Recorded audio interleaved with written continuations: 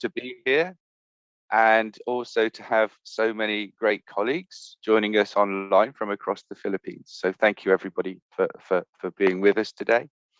I'll just do a few words about Nisai Trust. We've worked for quite some time now in developing responses for children, young people and adults who are struggling to get access to education.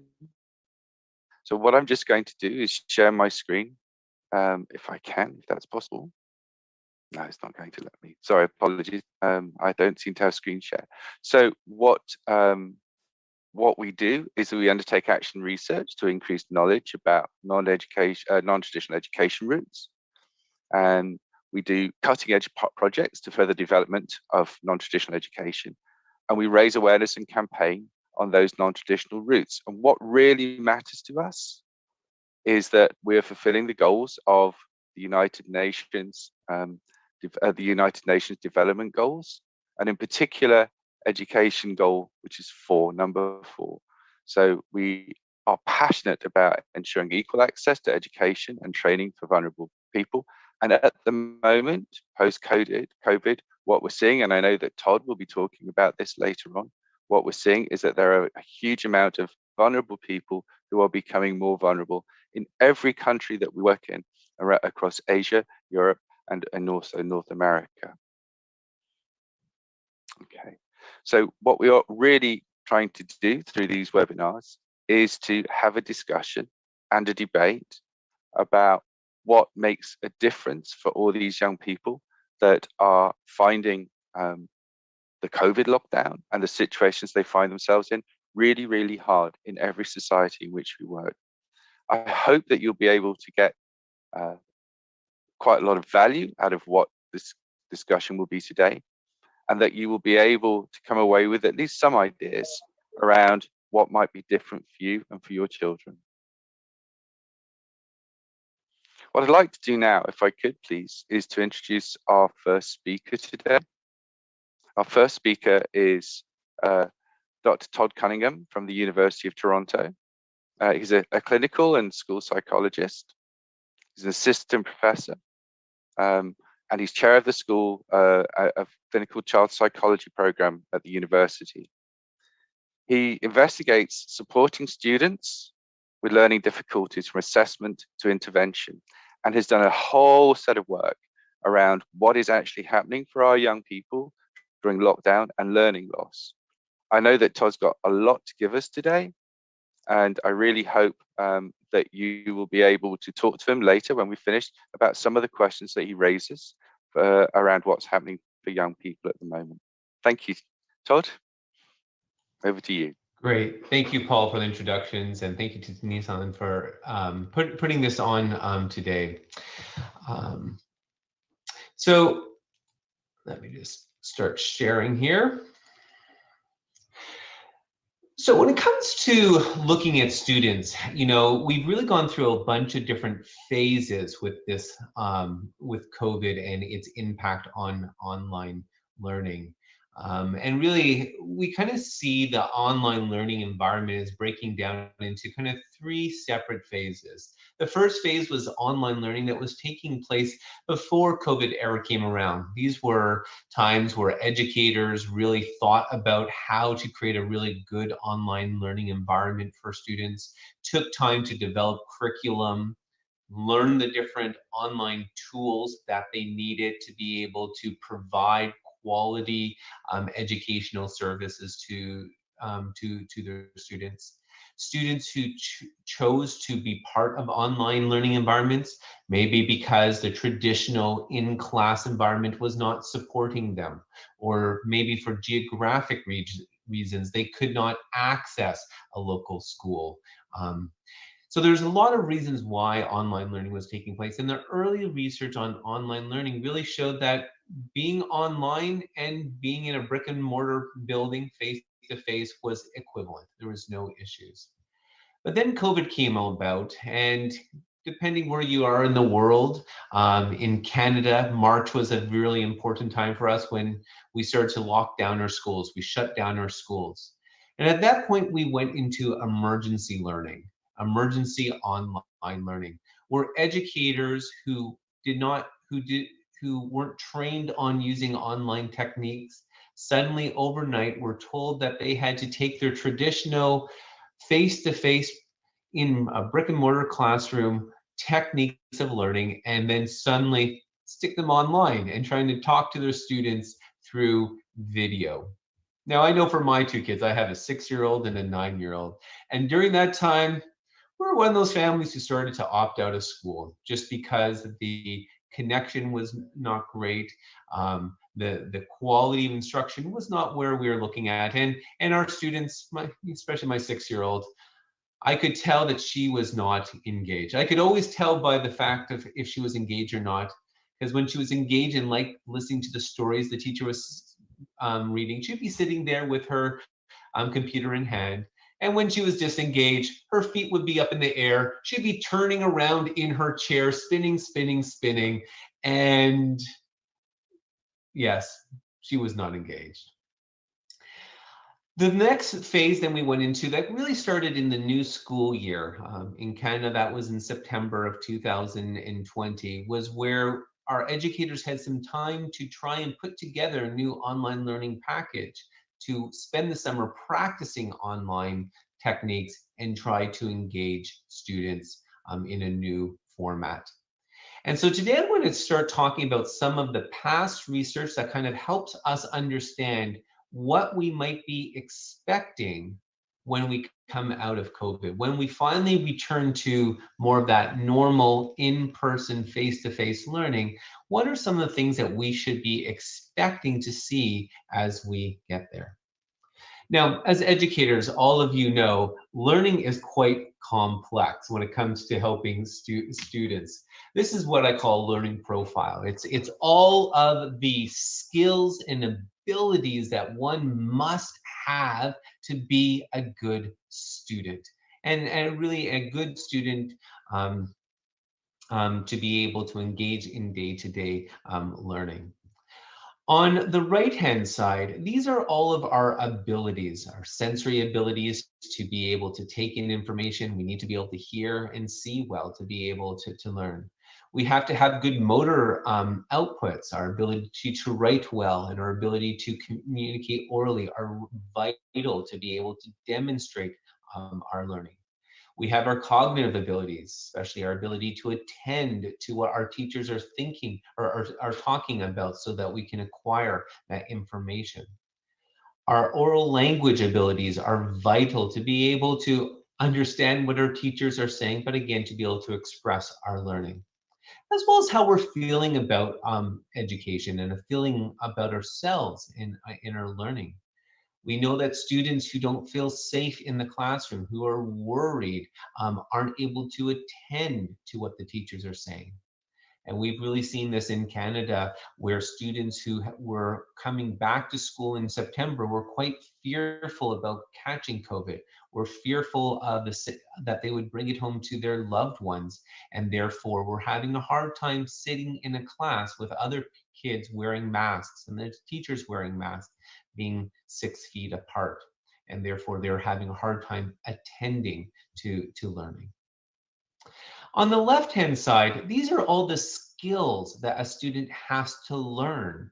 These are not natural. These are things that we have to, as educators, teach our students so that they can be able to be good students, to be good learners.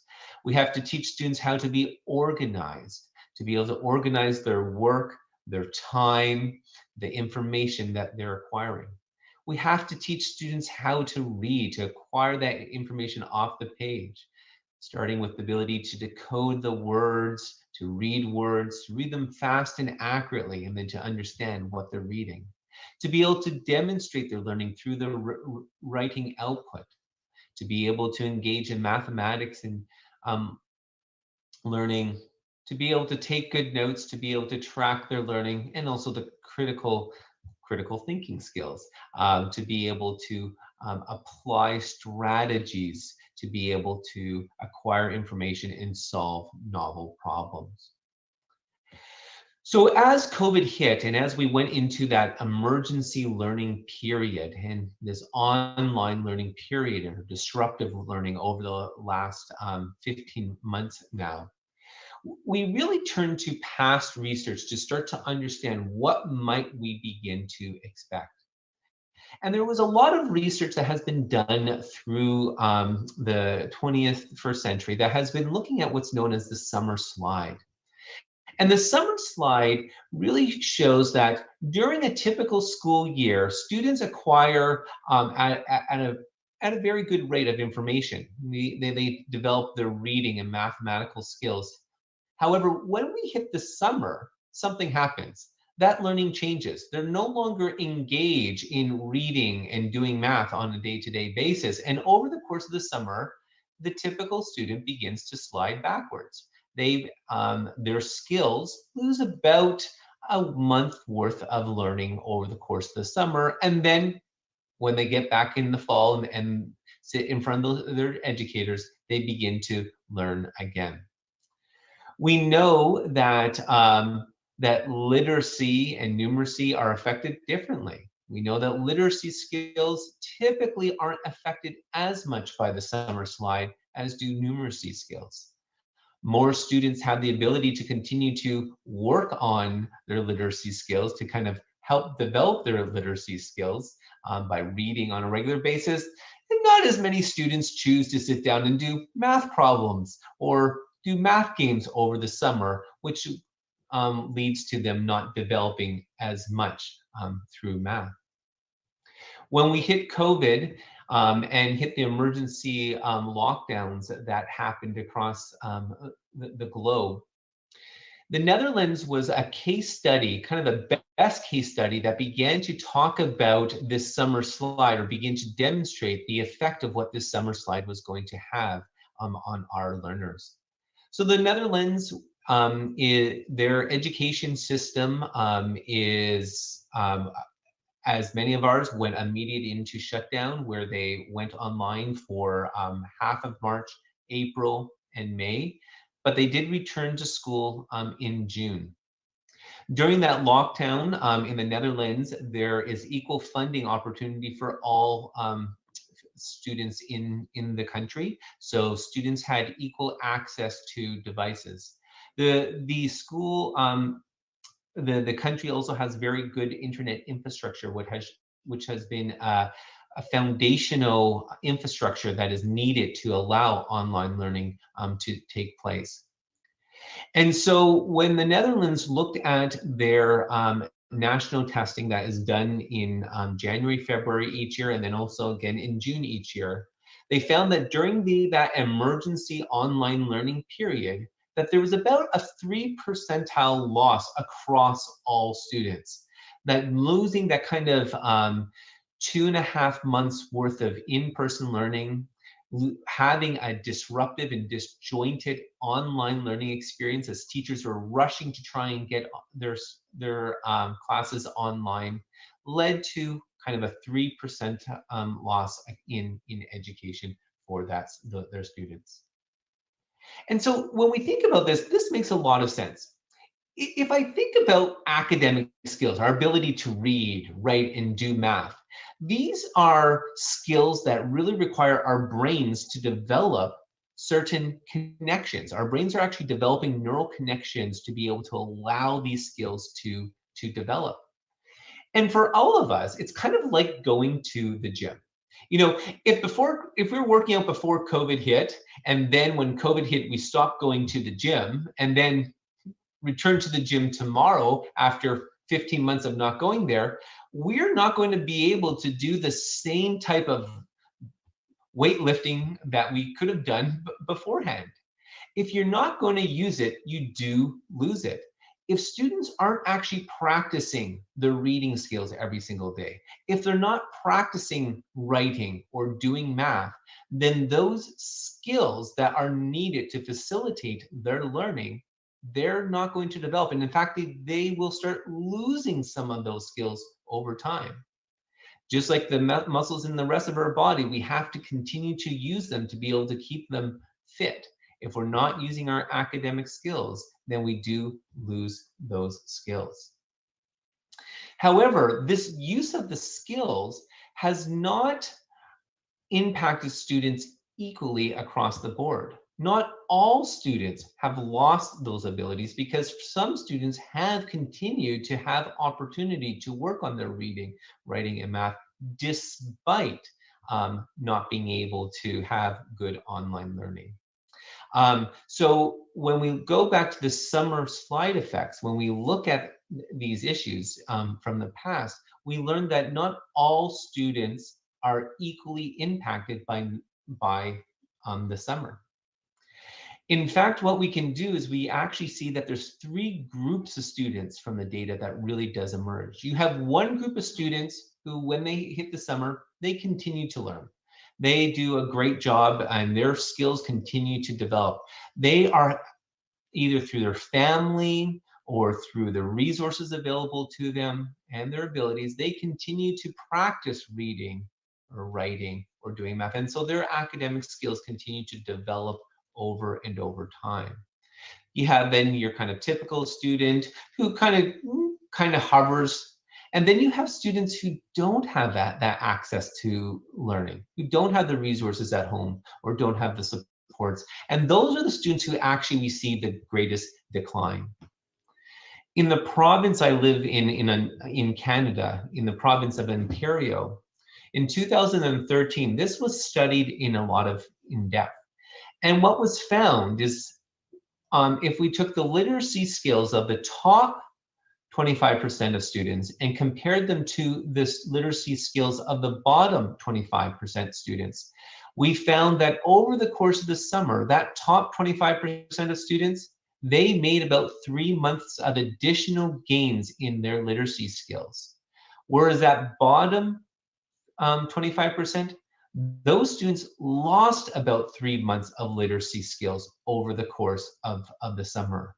And so when they returned in September, there was about a 6-month gap, a half a year gap between those who already had the abilities and could read versus those who were struggling with readers.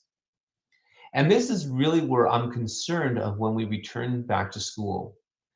If this literature kind of shows us that over the course of a 2-month break, which is our summer holidays in Canada, if just 2 months leads to about a 6-month gap between those who are able to learn and have access and versus those who are having challenges and don't have access, then what is 15 months of learning going to do for the development of those academic skills? We know that there's something called the achievement gap. And the achievement gap basically goes like this.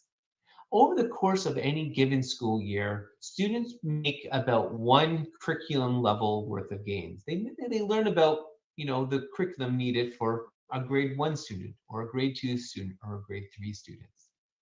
However, if I have a learning challenge of some sort, if I have learning challenges over that course of that year, I'm not going to actually make the same gains in learning.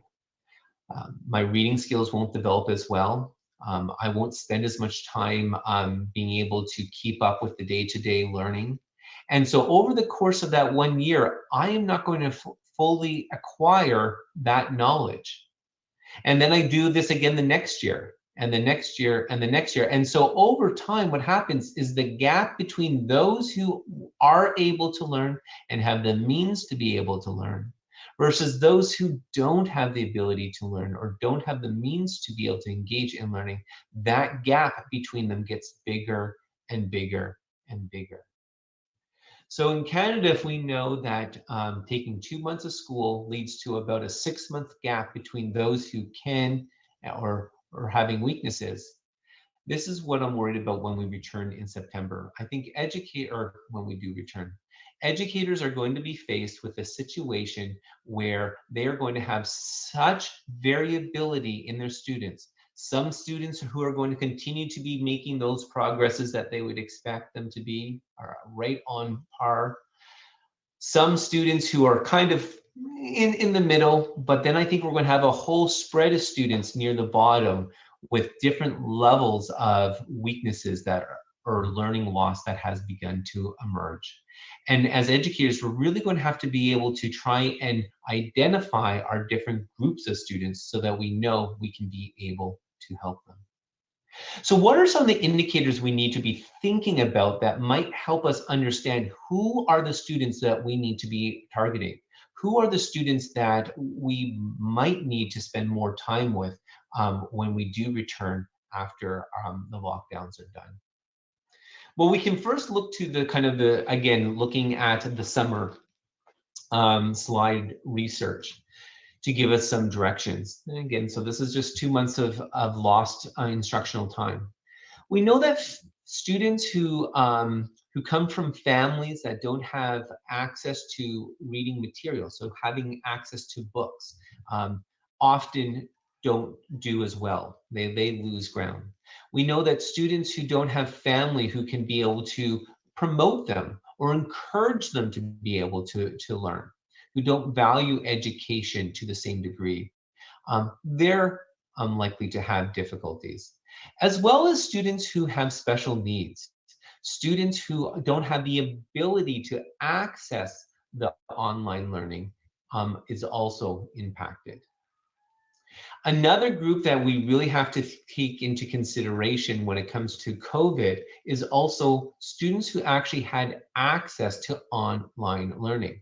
Students who had devices that were at home that were available, and students who had the internet capacity to be able to do it. Some really good work that has come out of China that looked at middle school students who had access to online learning versus those who did not have access to online learning due to not having a device or not having internet, found that that there was about a 0.22 standard deviation difference. There's a significant difference between these two populations. Again, those who had the online learning did better than those who did not. So the key factors that we're looking for when we're starting to think about students is first, access. Did students have access to materials to facilitate their learning that was going on? Now, access to materials during COVID did not necessarily mean that you had to have internet access. I've worked with a lot of our Indigenous communities in Canada where those communities do not have good internet infrastructures, and so they could not do online learning. In one community, the bus drivers would go around each morning with materials for the class or for the students, and they'd go from house to house to house, dropping off the materials and collecting yesterday's materials from the homes so that their teachers could mark them and give their students feedback. So this way, even though they couldn't do online learning, they were still promoting remote learning from taking place. In terms of when they could gather, teachers did outside learning. So they would go to the park and be able to teach to their students. So there was a lot of creative ways of trying to provide students access to materials. But again, even just having access to materials doesn't always make it work. Sometimes you need to have that supportive learning environment. Parents have to value education to be able to encourage their students to learn. We know right now in Canada, we're seeing a lot of our students who are grade 12 to, age 12 to 16, their level of motivation to be online is decreasing a lot. It's warm outside, they've been online for so long, they just don't want to continue to keep learning. And so they need parents to help to encourage them to stay online. For other students, they might be at a home where there might be only one computer and there are 6 kids to access that one computer, so they don't have access to that device. Or they're sitting in a room with their 4 other siblings and everybody's talking over each other. So again, there's not an environment that can support that learning. So just because they might have access to a device or even internet, there are other factors that might be impacting their ability to have an environment to learn that disrupts them. And the third thing is our students who have some ability, have difficulties in their ability to learn. maybe they have attentional difficulties, or they have a specific learning disorder, or autism, or another disorder. These students in general have a harder time accessing and sustaining their attention to be able to learn. And these students also are falling further and further behind. However, though it kind of looks a bit grim about the range of abilities that we're going to come out of COVID, there's some good news. One thing we do know that just by providing some supports over the course of the summer can really help to start to close that gap. In Ontario, back in 2015, we tried to start to correct for the summer slide. Over the course of the summer, we provided learning opportunities to those students who were that were in the bottom 25%. And we found that that was able to increase their learning, and so that gap was not as wide. Whatever we can do over the course of the summer to encourage our students or provide the means to be able to access literacy and numeracy materials, to help support parents to work with their children to do some learning at home, is going to be really important to try and start to promote and support those students.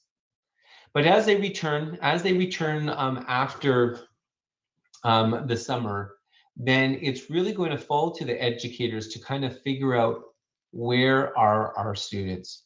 Who are the students that I'm going to need to target my attention to?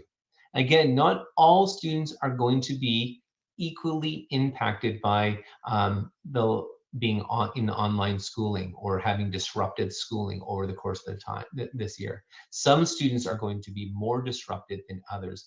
And it's important for educators to be able to differentiate those students. Who are the students who are doing well? Who are the students who are doing okay? And who are the students who really need my attention? Now, luckily, we live in a fantastic time in education. It's actually a very exciting time in education, because we have a lot of the tools now and knowledge about how to quickly be able to differentiate our students' reading, writing, and math abilities. There's a set of tools, assessment tools, called curriculum baseline measures. These are 1-minute tests that can be administered to a student to be able to quickly get a gauge at how is their literacy, numeracy, or writing abilities developing. So in the course of reading, we know that there are 4 main stages that students go through. The first stage is really learning the sounds and acquiring those sounds to letters. The second stage is really starting to be able to sound out and decode words and starting to read words fast and accurately. The next stage is really continuing to build up that reading speed, reading fluently, and starting to work on understanding and comprehension. And the last stage is really the ability to read for learning. I can apply the skill of reading to be able to learn. We have these wonderful different tests that we can administer across the different grades and ages to assess where is a student in their developmental on these developmental trajectories, and is the student at a point where I'd expect them to be or not. So, for example, when it comes to reading, I can put a simple passage in front of the student. This is like a grade 2 reading passage that I can present to the student. I would just ask the student to start reading out loud to me, and I'd get my stopwatch and start. As I listen to the student read, if they misread a word, I just simply put a slight cross through it. Or if it took them more than 3 seconds to read a word, I'd put a cross through it. And at the end of that 1 minute, I tell the student to stop. I would count up all the words they read in that 1 minute, and I can compare those to some norms. Or I could rank all of my students' reading abilities in my class, and I could, on this test, and I could see, okay, who are the students who read the most words in that 1 minute? They're my students who are doing well. What are the students who had some challenges? And who are the students who are really, really low? And when we do this with any given class, we really find there's 4 groups that emerge. We usually have 1 or 2 students who did fantastically well. They got tons of words they read in 1 minute. Then we have a large group of students who did okay on the test. Then we get into our two problematic groups. One group that read about 5 to 8 words, and then the other group that probably only read 1 or 2 words in that 1 minute. And suddenly we know that we have two separate groups that we need to really spend a lot of attention to. Those students who read 1 or 2 words, we're going to have to go back probably to the beginning and really help develop, or maybe ask for special resources to support those students. Those students who read around 8 words, we can go in and as a classroom teacher, give them twice as much time on reading each day to support their trying to develop that skill. Those students are doing really well at the top. We don't have to give them a lot of time. We know that they're doing okay. We can devote our time now to those lower students. And then we can use these tests to actually monitor the students' progress. We can do them every week or every other week for those low students, and we can actually track their progress over time and actually see how they are developing. And if they're not developing, if we're having weaknesses, then we might have to change what we're doing with those students to try and promote their growth. And what we want to do is finally get their growth to a point where they're exceeding what we would expect them to be developing at. We want them to be exceeding so that they can start to catch up to where we need them to be at the end of the year. So these curriculum baseline measures not only help us to screen our students to know who are the students we have to give more attention to, but it also allows us to monitor our students' growth so that we can see that their skills are developing, so we can help them catch up. And to be able to help them catch up takes two things. One, it takes the approach that we do with those bottom students. We need to really target our interventions to be able to work at the foundations of the academic skill. We have to be able to have a sequential approach to being able to develop those skills. We have to do a lot of practice with them, but we can't move them too fast. We can't make the work too difficult or they disengage from us. Often we have to do this in small groups. You have to give them some strategies along the way. And we also have to do attribution retraining. We have to let them know that they're doing a great job and give them a lot of praise.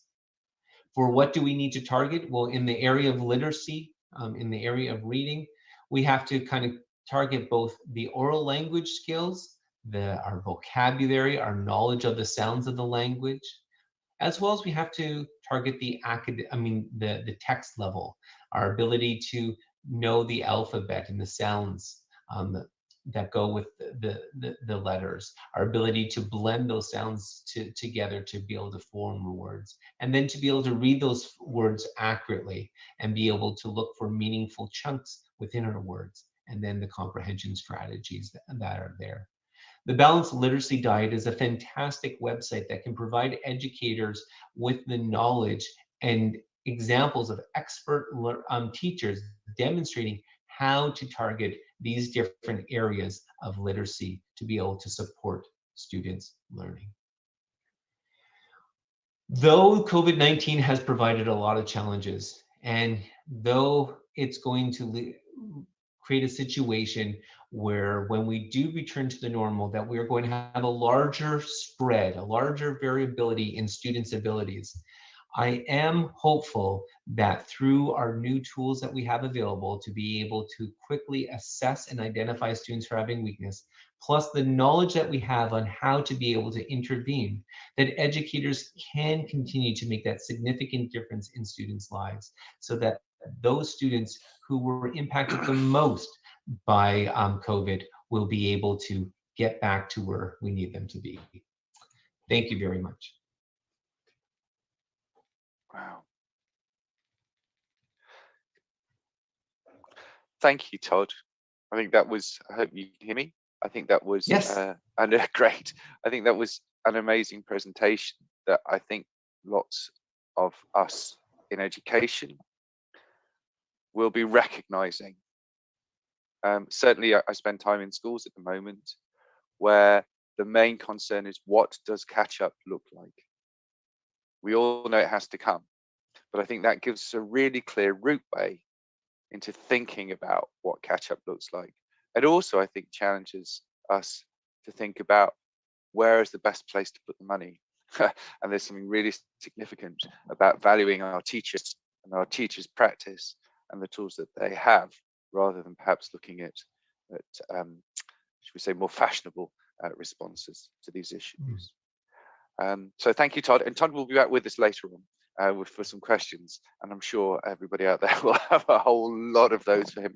But in the meantime, I'm really pleased to be able to introduce to everybody Assistant Secretary Ambat. Assistant Secretary Ambat is the lead official in strengthening and expanding the implementation of the alternative learning system, the ALS program in the Philippines. We are so lucky to have her with us today. It's a real honor.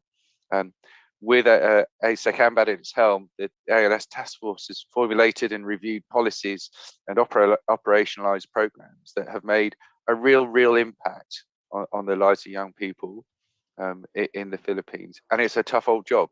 I can really appreciate the scale at which you're working. And then what I think has been very impressive is that within 3 years of the consultation, that ASEC Ambat has managed to lead ALS to finalise the K-12 basic education curriculum. That is a really serious achievement, given the amount of work that we knew needed to be done. So really appreciate that you're here. I'm glad that you can join us, and we're really interested in your perspective. Thank you. Good afternoon to our friends who are joining us in this webinar, of course, to our partners in Nisai Trust. I am happy to be presenting to you this afternoon the reasons for the increase in number of school dropouts pre-pandemic, during the pandemic, and post-pandemic. I will be sharing my screen, and of course, I understand that there are several participants from the Department of Education. So hello to my Department of Education family. Some of the slides that I will show, I bet you are already familiar with, but please still stay tuned and listen so that we can together come up with perhaps solution, or let's think through what we can do to remedy the situation of increasing dropouts resulting to more out-of-school youth and adults in our country. So I will share.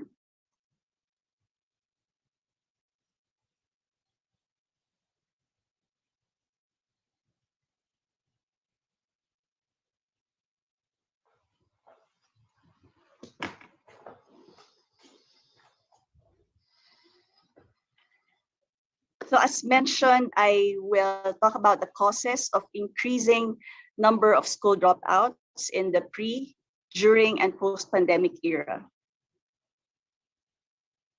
I'm basing my report on the annual poverty indicator survey that is conducted by the Philippine Statistics Authority.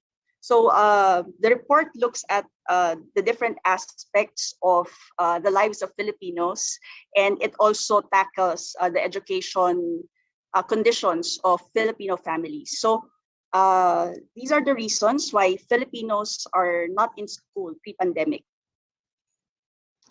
So the 2017 Annual Poverty Indicator Survey says that more than 11 million Filipinos aged 6 to 24 were not attending school.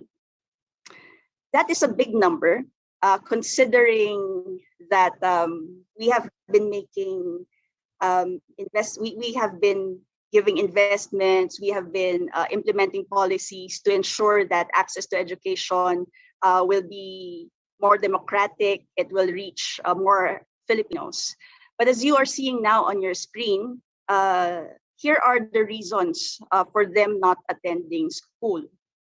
In 2017, they were saying 24.8% of Filipinos aged 6 to 24, so this will be your children and youth, they are looking for work or are employed.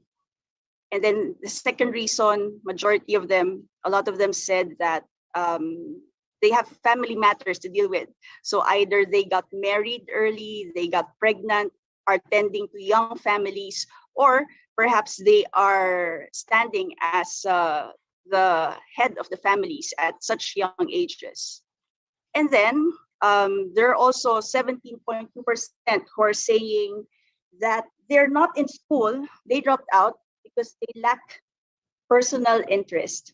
And this is something that the Department of Education is closely looking at, because when you say education, it's innate in Filipinos that we want to finish high school, we want to finish college so that we can put our diplomas up our walls at homes and to show to visitors that this is something that we have achieved.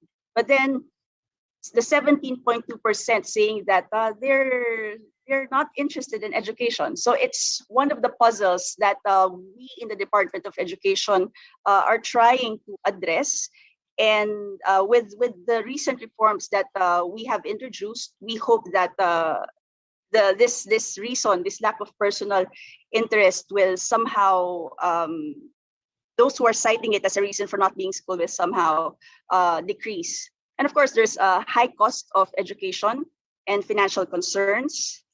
Of course, there are those, since this is 6 to 24 years old, pre-K to 12, we assume that the learners have already graduated college by the time that they are 22 years old. So it's not surprising that they say that they already finished schooling.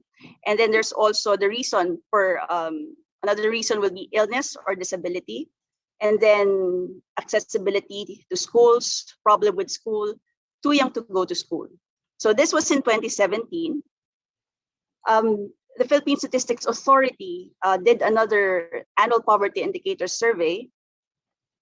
Before proceeding there, let me show a disaggregated data of who is it, the boys or is it the girls who's saying the same these reasons. So for those looking for employment, there are more males who are looking for employment. That's why they're not in school. And then when it comes to marriage and family matters, more females say that they are not in school due to this reason. And then for lack of personal interest, it's the males who are saying that who are saying this reason. And same for high cost of education and financial concern. It's still the males. It's not surprising because they are also the ones looking for work. So there's no disconnect in that one. So this slide shows by age group how many per age group are not attending school in 2017. So there are still about 26.5% are between the ages of 3 to 5. So this is your ECCD, this is your kindergarten. Of course, we're trying to extract the data so that we can get how many of these are 5 years old. Because in the Philippines, as you may know, we have the kindergarten law, which mandates that all 5-year-olds should attend kindergarten before they can be admitted to first grade. And we cannot overemphasize how important it is for the learners to be in school by the time they're 5 years old, because we don't want to be facing the dilemma of having overage kids in grades, in certain grades, especially for kindergarten.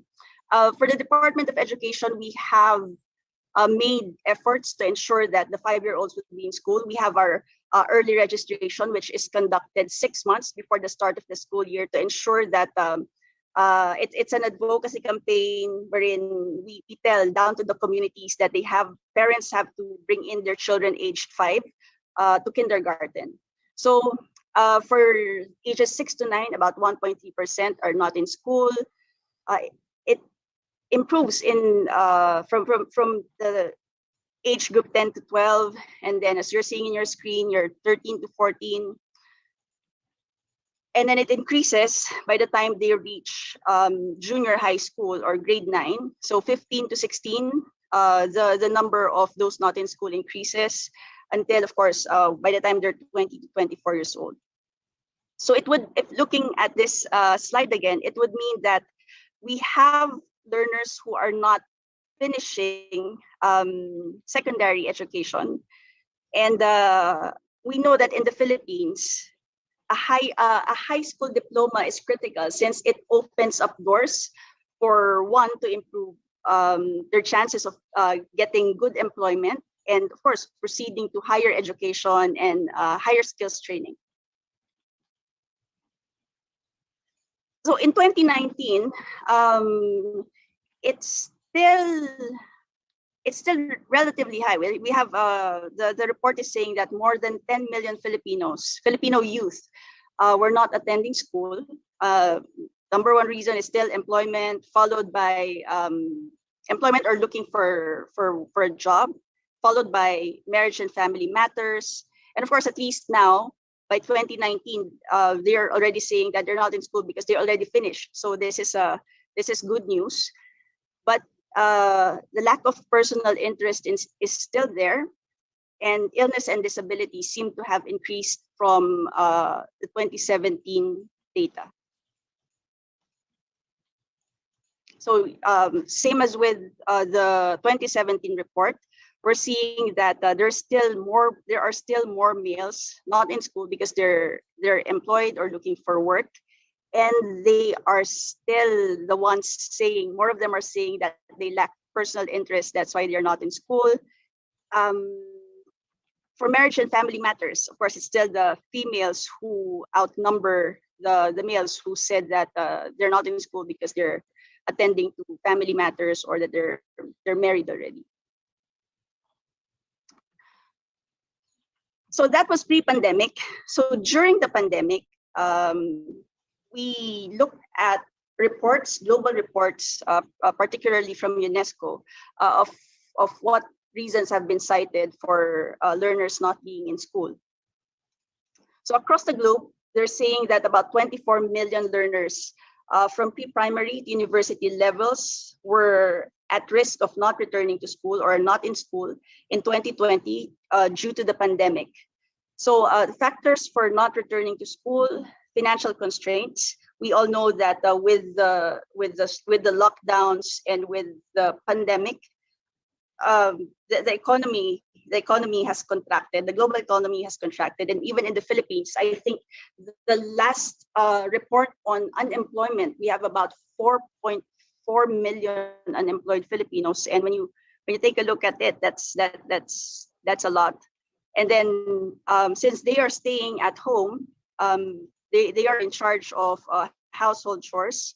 Our youth are in charge of household chores. They were given additional tasks at home since they are doing remote learning, or if they are even enrolled. And then aside from household chores, some have been in charge of childcare, especially as parents or caregivers fell ill due to COVID or have passed away.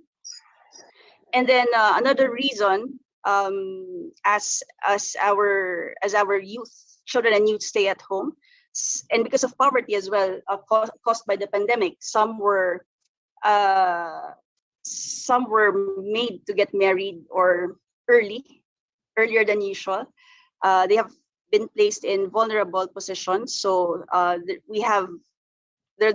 girls are either getting pregnant or getting married early. And then there's a fear of resurgence of the virus. As such, some are not really returning to school. So in addition to that, the learning loss and learning gaps incurred may also drive disadvantaged learners away from education. And from reports, this is the global report, it's saying that especially for certain economic groups, remote learning has not been that effective. And this is something that education agencies and officials should be very concerned with as we try to build back better and recover. So let me show you our numbers in the Philippines. This is for the Department of Education, basic education alone. So because of COVID, we have seen a reduction in our enrollment. But for public schools, we have seen an increase. We already, compared to last year's enrollment, we have already achieved more than 100%. In fact, there are 139,486 students more enrolled in public schools. It's with the private schools that saw a decrease in enrollment. And of course, this is due to the economic crunch since, of course, the private schools are not free. And we see some of the parents may be opting that their kids not go back to school due to economic difficulties. With our state universities and colleges offering basic education, there's also a reduction in enrollment. For alternative learning system, which is our second chance education program for out-of-school youth and adults, we also saw a decrease in number for this school year. And this is attributed to the fact that about 60 to 80% of ALS learners are youth and adults who are already working, so that when the pandemic hit, they prioritized looking for work. They prioritized putting food on the table over going to school. And then, of course, our Philippine schools overseas also saw a reduction in their enrollment. So as of January 15, our overall enrollment for this school year is lower by 1.06 million compared to the previous school year. So one of the programs that the Department of Education has worked on since the start of the administration is its alternative learning system program, which is the second chance education program for out of school children in special cases, youth and adults. So this should give them a chance to obtain their elementary and secondary diplomas or competencies in the K-12 curriculum that will be useful as they prepare for the world of work. Of course, the definition of alternative learning system is it's a parallel learning system that provides opportunities for out-of-school youth and adults to develop basic and functional literacy skills and to access equivalent pathways to complete basic education. It's a viable alternative to the existing formal education, which aims to empower learners to continue learning in a manner, time, and place suitable to their preference and circumstances, and for them to achieve their goals of improving their quality of life and becoming productive contributors to society. There are, with the passage of the law, the alternative learning system has additional programs. Of course, we have basic literacy for those who cannot read and write and count yet, and then accreditation and equivalency programs for those who have dropped out of elementary and secondary.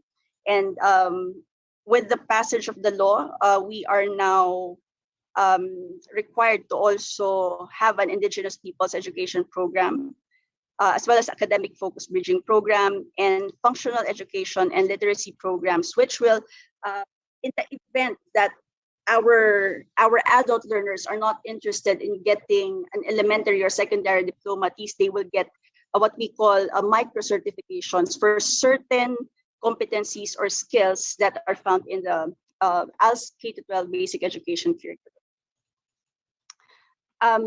The ALS curriculum is contextualized non-formal curriculum, and it's substantially aligned to the K-12 curriculum of basic education. And what we're saying here is that our graduates will also be able to access the K-12 exits of higher education, higher skills training, employment, and entrepreneurship. With the new curriculum, we introduced digital citizenship, which we are finding very useful, especially when we went into lockdowns, and especially as we are now working on Industrial Revolution 4.0. The learning modalities available, and we want to maintain this even post-pandemic, modular instruction, online, digital, or mobile learning, of course, face-to-face learning sessions and tutorials. We have expanded radio and television-based instruction for ALS. In partnership with the industry, we are expanding the workshops, simulations, and internships for our learners so that they will inculcate work readiness skills and entrepreneurship. And of course, ensuring that the learning environment will be inclusive and safe. So as I've mentioned, those who will pass the A&E accreditation and equivalency tests will be eligible for junior high school, senior high school, college TESDA and employment. With the passage of the law, we are banking on the reforms that we have started to be institutionalized and to not be forgotten way past the administration.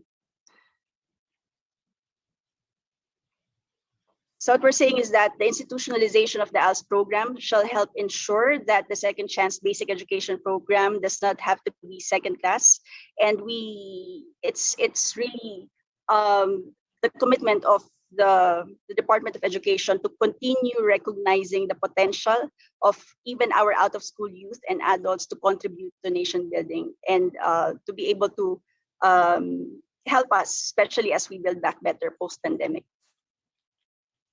So that's it. Thank you very much. I will be ready to answer questions after a while. Thank you. Thank you so much, Asa Kambat. I think there's something really important that's starting to come together, which is about whether we're working at the strategy scale, like you are, we're working in the school scale or in the universities. Something about those that are furthest away from education opportunity have been pushed away even further, and that we're conscious of the actions that we need to take. And I think actually the ALS program is pretty inspirational in that it's on a national level. I think there are a lot of people can learn from that. Okay, certainly not something that we have. Perhaps we should. In terms of our next speaker is Sarah Dove, who has a huge amount of experience, over 15 years, working with children, just as we're talking about, that are some distance away from education or at risk of poor educational outcomes, and is actually passionate about engaging them and supporting their mental, emotional and mental well-being. Sarah's a fantastic speaker and has got some awesome tools which she uses too. So I hope we can appreciate that. Just quickly, in terms of questions, we should have 10 minutes or so at the end. And any questions that we can't answer, we will make sure that we get a written answer to. So over to Sarah, who will tell us a lot of the work that she's been doing about young people's well-being. Thank you, Sarah. Thank you so much for the introduction, and it's been a fascinating webinar so far. Just as Paul indicated, I'm going to be talking about supporting the well-being of children as they return to education. I'm going to be splitting between a couple of presentations, just because I think the picture is so complex. I will briefly introduce myself as well. I come from a sociological perspective, and that's really important. I'm not a psychologist by trade, although I'm very passionate about children's mental well-being. I've worked, actually, you've made me sound younger than I am. I've actually worked for 19 years in what's called pupil referral units. So that's alternative provision for children that might be excluded from school, and hospital schools as well as mainstream school. I'm currently completing a PhD as well, and I'm the author of the recently published book, Behaving Together, A Teacher's Guide to Nurturing Behaviour. And what I did during, so I'm from the UK, as you can probably tell from my accent, and there were a number of lockdowns for COVID-19 where children were asked to not attend school unless they were considered to be the most vulnerable. So what I wanted to look at is how children experience not attending school or this greater lockdown. So I surveyed a number of children, and the aims was really to explore children and young people's thoughts and having had returned to school. So I did two surveys. I did one in March last year about their thoughts about not going to school, and then I repeated it in October with slightly different questions about now they're back at school, what did that feel like for them and what were their concerns. The methodological approach were surveys, and they were open and closed questionnaires. I also looked at consideration of bias relating to mainstream school, and I noted one of the questions in the chat was around children with special educational needs, and that's something that I also looked at as well. It was administered through snowballing. So I contacted lots of different organisations, lots of different schools, and I used my Twitter-based account as well to say, you know, would you like to complete this as well? And I intentionally approached organisations for children in marginalised groups. So, for example, children in the Romany traveller groups, or children who were undertaking treatment for cancer, for example, because I really wanted to make sure we had a range of different voices.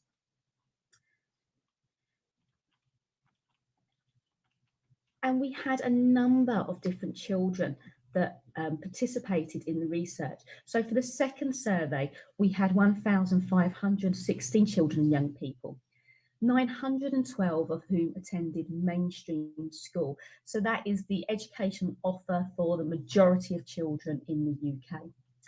175 attended what's called pupil referral units or alternative provision. So those children are routinely children who have difficulties related to behaviour and they might be excluded from school, or perhaps even to prevent exclusion. That alternative provisions in the UK also include children with medical needs. 65 of those children attended special schools, and they were often for children with autistic spectrum conditions or for what's called social and emotional mental health. And 148 attended independent school. Independent schools are routinely fee-paying schools, and they might be for children whose families can afford to pay for additional funding, but they might also be where what's called the local authority fund their education because of their special educational needs, and the data doesn't really tell me which one it is. 9 children had specific health needs, which meant that they didn't attend school at all. And 9 were electively home educated, and that means that their parents let the local authority know that they're going to educate them at home. And you don't have to go to school in the UK, but you do have to have an education, and parents can make a decision that they elect to educate at home. And 5 children attended school by what's called a telepresent solution. So if they were too unwell, so let's say they had cancer, for example, a little robot, an avatar, attends a school in their stead, and they control it from the home environment. It's a really exciting way of engaging in school. I asked children about whether or not they had a medical condition that affected attending their school. And the majority of children indicated no, they were well and they were attending school, just over 84%. But a number of children which indicated they had a mental health need that prevented accessing school. So that was 6.83, which in real terms was 103 children. And then 36 children said they had a physical health need that was preventing access to school. That ranged from a whole different things I'm going to explore with you in a moment. A number of children, 77, said that I'm not going to school for another reason. And the majority of those children were children with special educational needs that didn't have a placement, for example, a school named for them, or because they weren't going to school because generally they were well, but they had COVID or they were self-isolating for various different reasons. So in terms of the children with medical needs, in terms of mental health, there was a significant number that self-indicated they had anxiety, 54. 22 said that they had depression. 6 didn't specify their mental health condition. They were quite private about it, and they would say things like, I don't want to tell you, but indicated they had a broad mental health condition. 4 had obsessive compulsive disorder. 4 indicated eating disorder in terms of anorexia nervosa. 1 had bipolar, and 3 children indicated they had attachment disorder.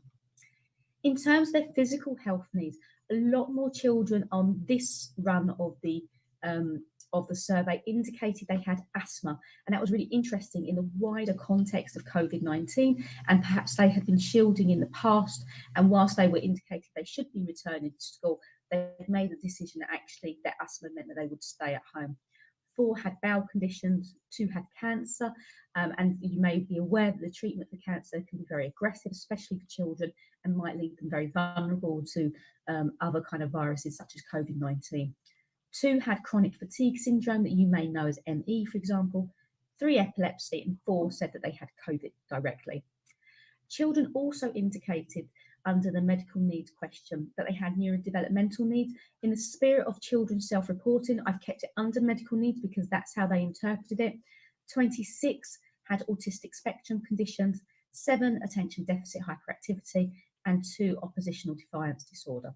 So a whole range of different children were contributing to this survey, and children that might not be heard in general surveys as well. I asked this question about, is there anything that's made things difficult going back to school? And what I did was coded the responses and themed them accordingly.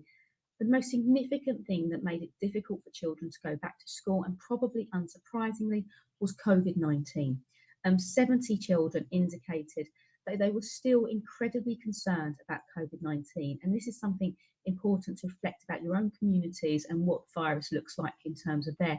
So, for example, in the UK, there is increasing concern around the Delta COVID-19 variant, which seems to be more prolific in terms of catching. Children said things like knowing that I'm in danger of getting a life-threatening virus. Also in the UK, we practice what was called social distancing, so making sure we spend time apart, but also I have my mask here, but also year group bubbles as well, where children were stuck within their year rather than being able to interact with other years. And some children spoke about the idea of the vulnerabilities within their home. Yes, as I have a vulnerable parent, I'm scared to catch COVID, as I don't want to be the cause of her death. So we think about how do we plan and prepare for these children returning to school and some of the difficulties and challenges that they might have. Children were really concerned about new rules as well, and not really understanding what the rules were, being worried about other children not following them, but also the impact that the rules had on their social time. So children said things such as social distancing is not adhered to, it's too difficult in a large mainstream school. These are schools that could easily have 2,000 children. And one child said, I've showed my mum the videos. One child as well said the rules have made it a little bit difficult going back to school, as we have to get used to them. And this idea of those kind of rules and routines that might be changing quite significantly under short notice has been a real issue in the UK as well. One week children had to wear face masks in the corridors and then in the classroom, and now they don't, for example. So it's kind of following those more national rules and how that's implemented in the school environment.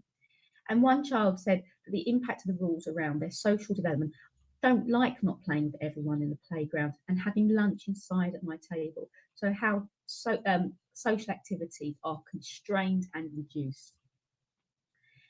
In the UK, we had loads of issues around exams about whether or not we were going to do them at all. So in year 11, routinely children would have a general certificate of secondary education in a range of subjects, maths, English, science, and other subjects that they've chosen. And this child said, I'm in year 11 and I was very stressed. We don't know what is going to happen with our GCSEs. I was very depressed and sleep deprived because I was treating my mock exams, which at one point I was not ready for, like my real exams, just in case we go back to centre assessed grades. The start of year 11 was an awful experience. I felt suicidal at some points. I start to feel better now because of personal reasons such as religion. So these kind of exams and how we're marking the end of school life has been really challenging for the children. It's just coming to an end for our year 11s and our year 13 to our additional education, but still been a big issue around children's mental well-being. And 15 children said actually the workload, so missing out on so much learning and the constant pressure to do well in every assessment and mock in case they're used for centre assessed grades. So again, this kind of issue around pressures from teachers.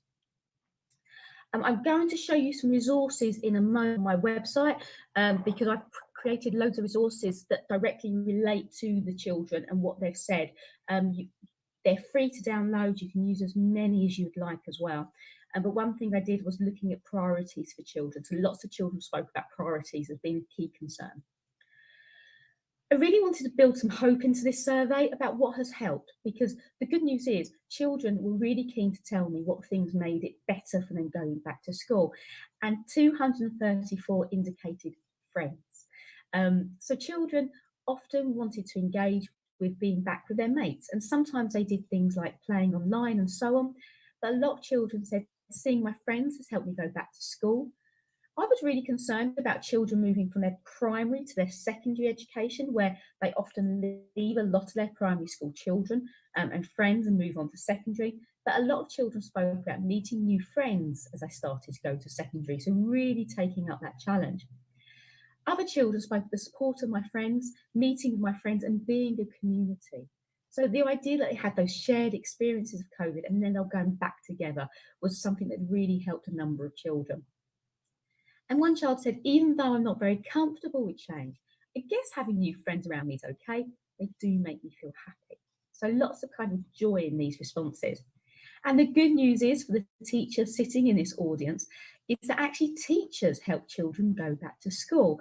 And I loved some of these quotes here. My amazing teacher. The teachers have helped me.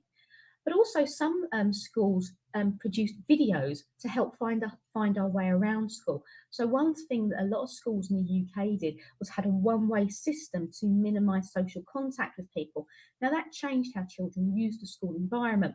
So what some head teachers and head of years did was video the routes for them, so children could be made to be prepared for some of those changes, and that really helped. But also to know that my teachers would be there to guide me during this time. And finally, probably my teachers, because they made sure how we felt and helped us along this journey. So notions around a mutual journey and a mutual experience were really key here. The other news is that family was a good thing as well. So mummy and daddy taking me, a talk from my parents at first, I was feeling nervous.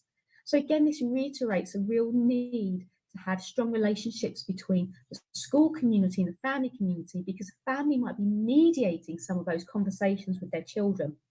Confidence from my parents. But there was also some kind of negative things there as well. Friends, but also hating being at home with my annoying family.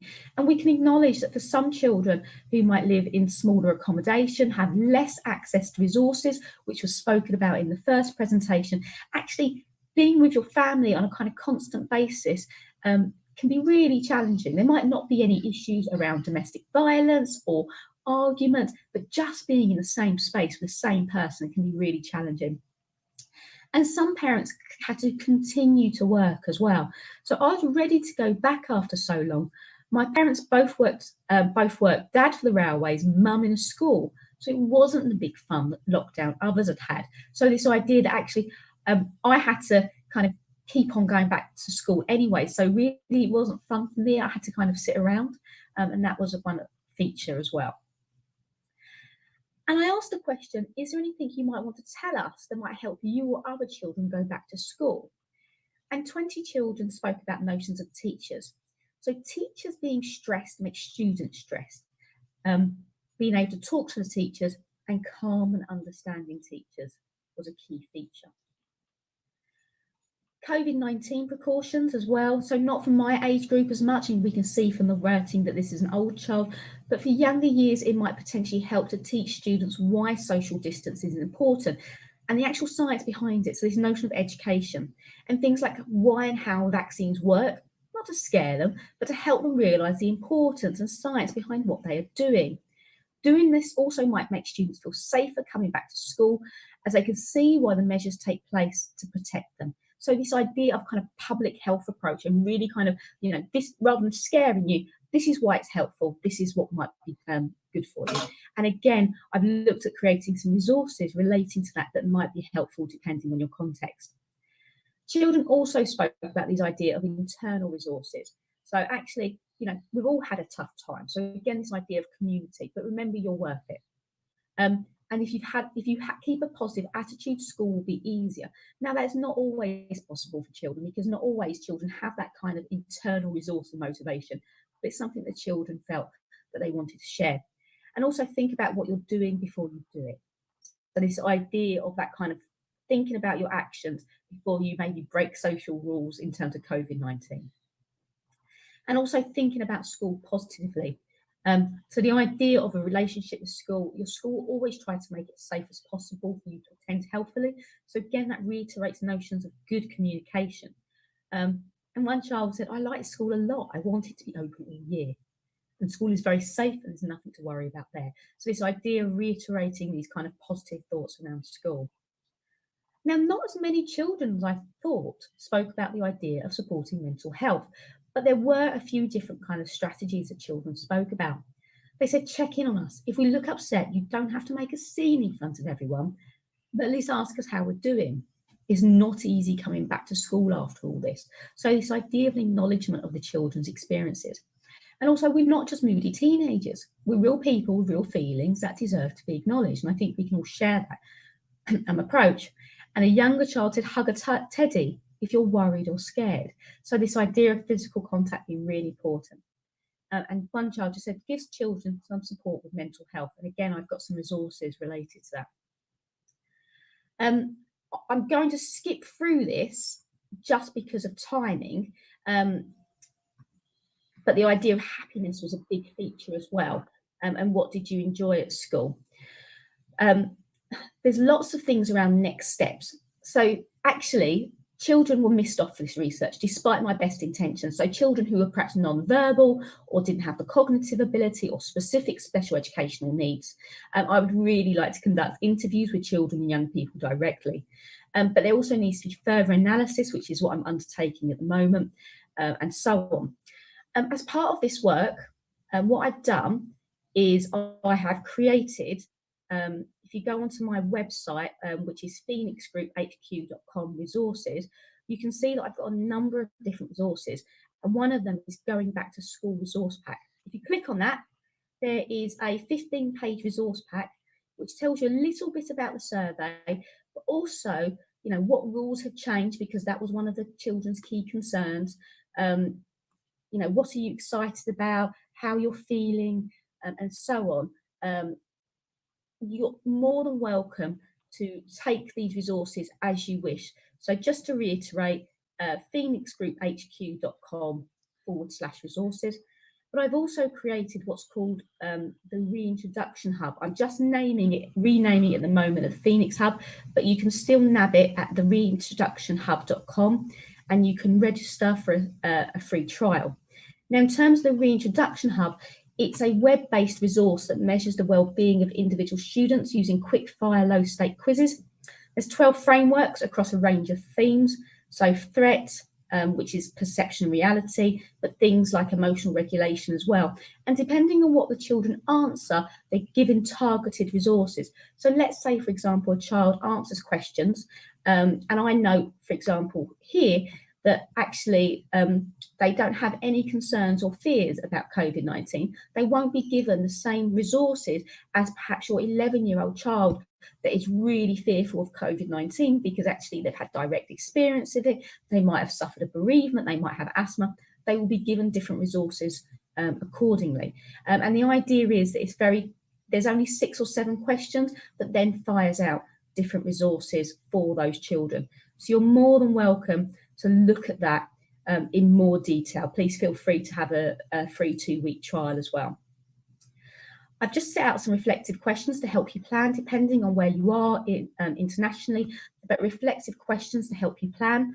How can you find out about children's experiences? And again, I've given some resources for that might help frame some questions. Also thinking about how children's responses may evolve over time. So for example, in the UK, they change quite significantly. Before I get told off for stealing all of the time, you can email me, you can connect to me on social networking through Twitter, and if you wish to have further discussions, then please feel free as well. Thank you very much for your time today.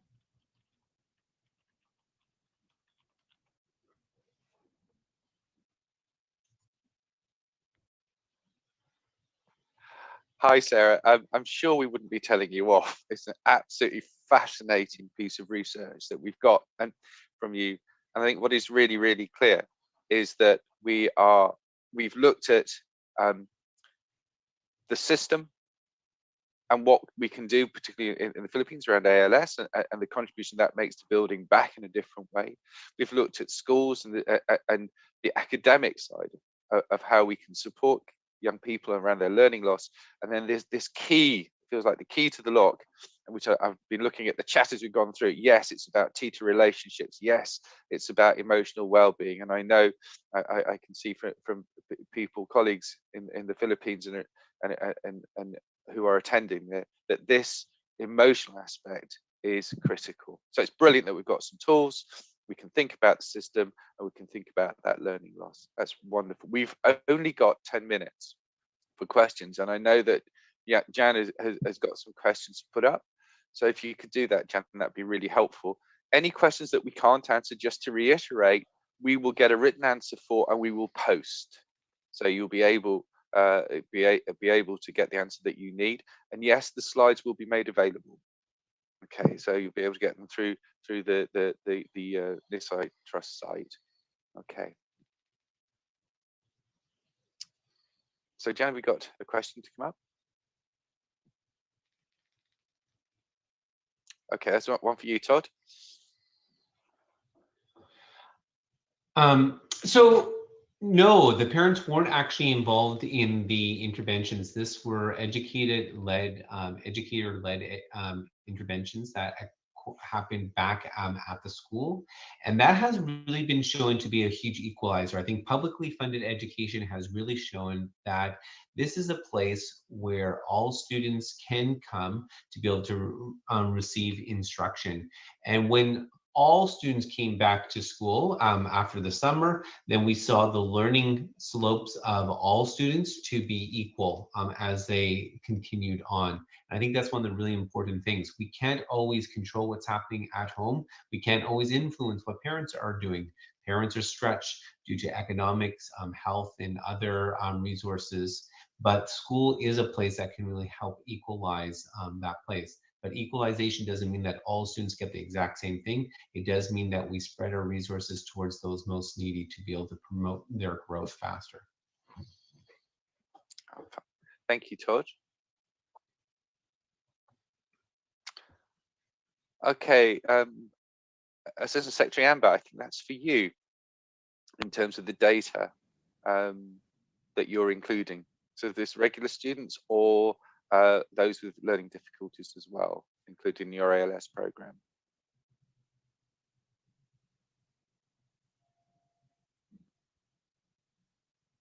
Does the data include those with special needs, not just but or is it just regular students? right? In the report of the Philippine Statistics Authority, they did not disaggregate to say that even the to specify the specific to specify which learners are there. But one of the reasons for not being in school is disability and sickness. So I'm not sure if the SPED students will fall under that reason or category. Okay. But there is such a reason given for not being in school: sickness and disability. Sickness, yeah, sickness. Yeah. So I think the assumption that we can make then is that that was included. The special needs children were included in that data and fell out, if you like, as one of the categories. That's really helpful. Thank you. Do we have another question, Jan?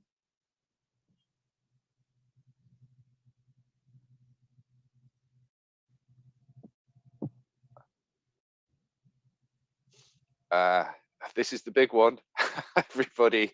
So how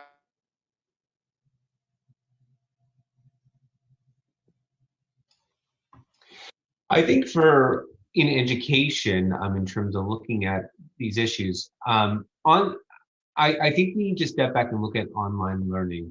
I'm worried that online learning is more, or has been seen more as this emergency online learning where we all were thrown into online learning versus a well-developed online learning platform with really a lot of training that was going into supporting those students. I know in Canada, we're really looking at this to be able to say, now that this is an alternative way that we can deliver online or deliver education to students who might have medical health issues, so are in hospitals and are at home for medical reasons, who are geographically having a hard time getting into school. So instead of spending 2 hours on the bus each way, they can be able to access school.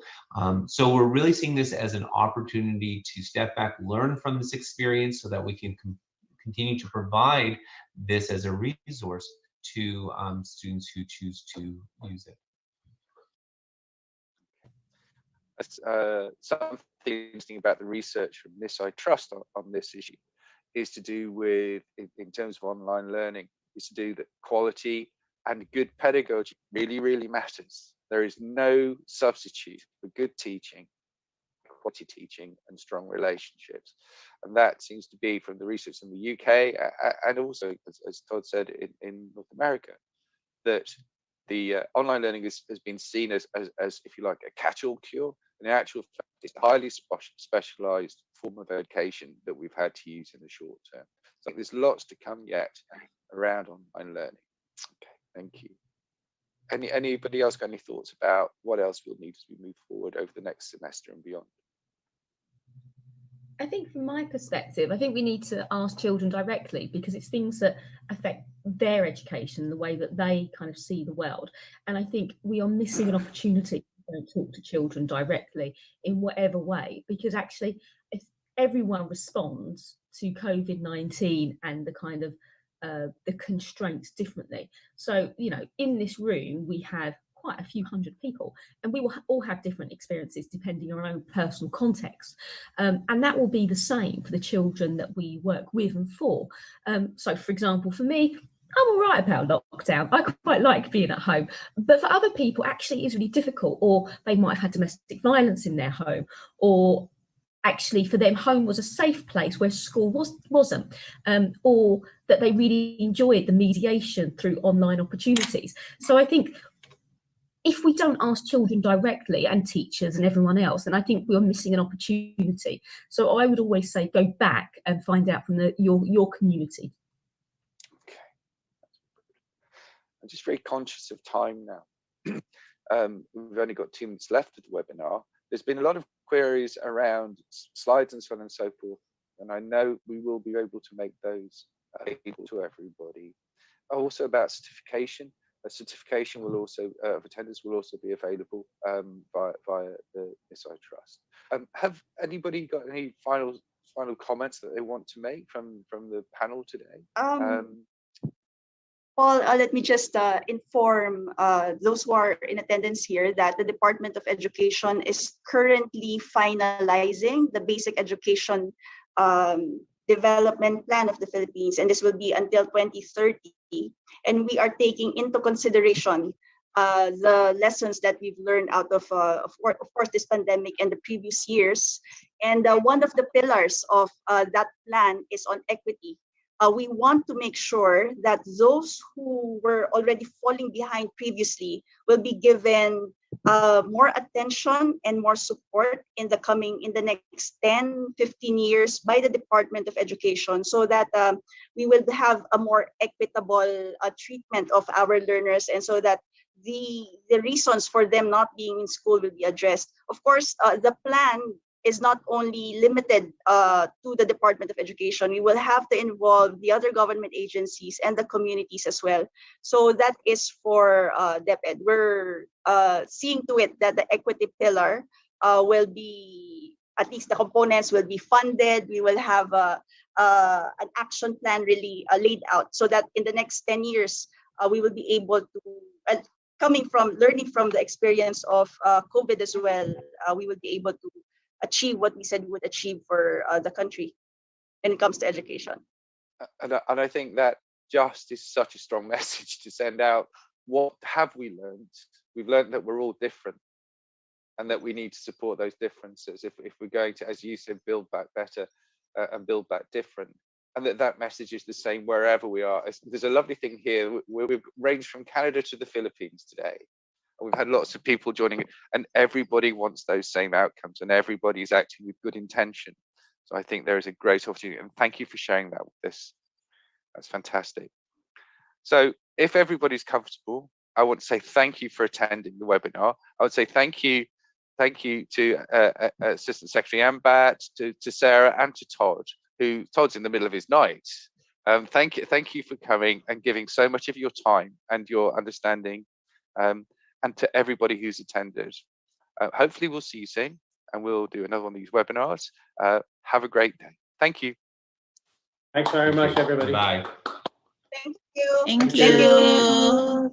Thank you very much for this Thank you so much, opportunity. Thank you. everyone. Congratulations. Thank you. Stay safe, everyone. Stay safe. Take care. Stay safe. Salamat. Thank you so much. Thank you very much for watching. And Thank you, for those Asek who are Ambat, asking, salamat po. Thank you so much. asking about the e-certificate, okay? So you can request your e-certificate, okay, by Thank you, filling up, Lisa. okay, the feedback form. Thank you, Lisa.